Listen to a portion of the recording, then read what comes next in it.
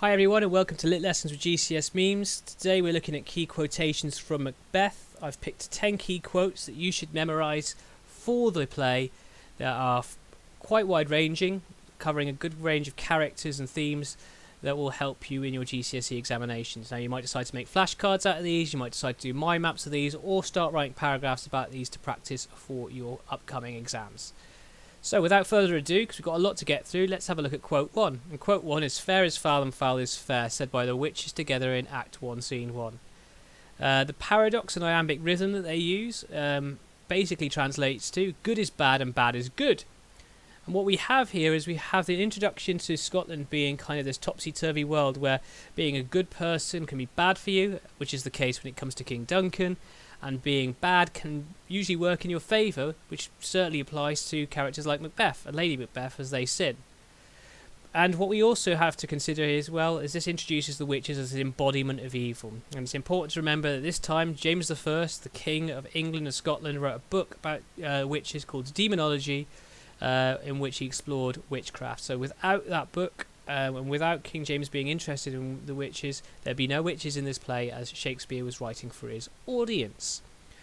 Quote 2 is said by a soldier, and it's "unseamed him from the nave to the chops" when referring to Macbeth killing MacDonald in the battle versus Norway. And it basically means cut him from the belly to the jawbone. And this first description of Macbeth that we have immediately establishes him as quite a violent character. You might even argue that it foreshadows future violence from the character. But unlike other violence that happens later on in the play, this is very much celebrated by the other characters, because as a Scotsman, he is celebrated as a fierce warrior, because the Scottish were incredibly proud of their warrior culture and known to be very, very fierce and ferocious warriors indeed. Quote 3 then, said by Lady Macbeth, and it is, "Come you spirits, unsex me here," probably one of the most famous quotations from the play. And this is said in a soliloquy, or basically a speech done by herself on stage as she bosses the spirits to unsex her. Now we've got to remember that quotation does not mean that she wants a sex change. Actually, what it means is that she wants to be less womanly and more manly, because masculine traits at the time were thought to include things like decisiveness, violence, and calmness under pressure, which Lady Macbeth wants as King Duncan comes into her house and she plans to get her husband to murder him. So immediately we have here Lady Macbeth being atypical, not typical of a woman of her time, as she looks to be more masculine, and her using these imperatives to boss round the higher powers, the spirit world, shows you her desperation for power herself, while also perhaps making her seem a bit witch-like too. Quote 4 then is, "When you durst do it, then you were a man." Again, another quotation from Lady Macbeth, but this one to her husband Macbeth. And this metaphor that she uses basically means, when you dared to tell me you wanted to kill Duncan, you were a man then.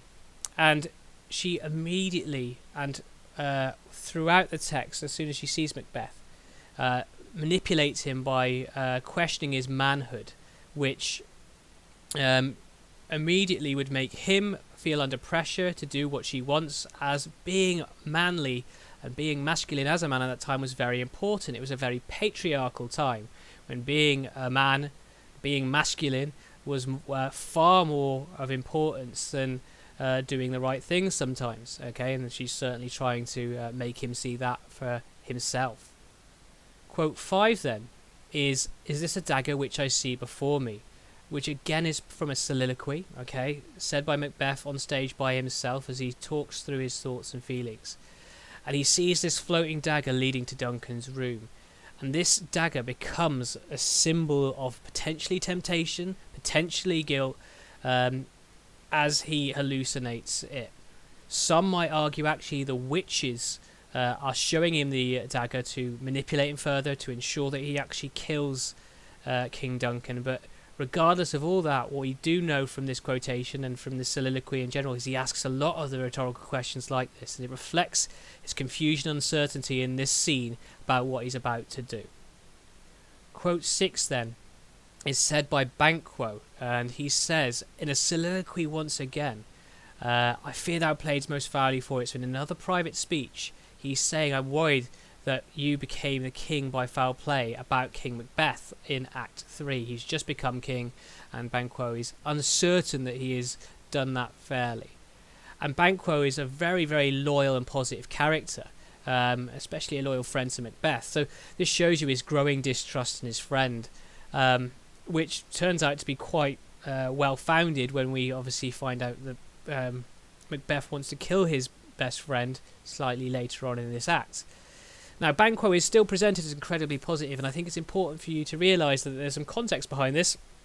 He was a distant relative to King James I, and Shakespeare's obviously deliberately made him a positive character so that he gets the approval of the king, who would be, no doubt, watching his play at some point or other.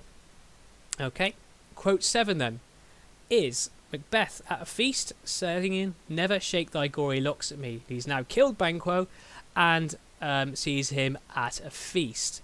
This imperative verb that he uses, he tells a ghost to stop shaking his bloody head at him, is very important, because Macbeth is the only person who sees this ghost, and these hallucinations, this madness that sets in with him and his wife, are signs of this pent-up guilt that they feel for their actions. And I see this as the truly turning point of the play as far as I'm concerned, because he does this in front of a lot of Scottish people who are then very suspicious of the actions and the things that Macbeth is doing. So this kind of leads to his downfall, certainly. Quote 8 then is actually Macduff, and he says, "Oh, hellkite all, what all my pretty chickens," upon finding out that his children and wife have been killed by murderers employed by Macbeth. And this quotation is full of metaphors. It's got two metaphors, and it says, "Oh, bird from hell, he killed all of my pretty children." And basically Macduff uses these two metaphors, calling Macbeth a bird from hell to show that he thinks he's pure evil, calling his children chickens because they're vulnerable and harmless, to show you how terrible this event is. And you've got to remember, this is a very religious time. So Macduff referring to Macbeth as a hellkite would have shown you his real hatred for that character and what he's done. Quote 9 then is another quotation by Lady Macbeth, as she says, "Out damn spot, out I say."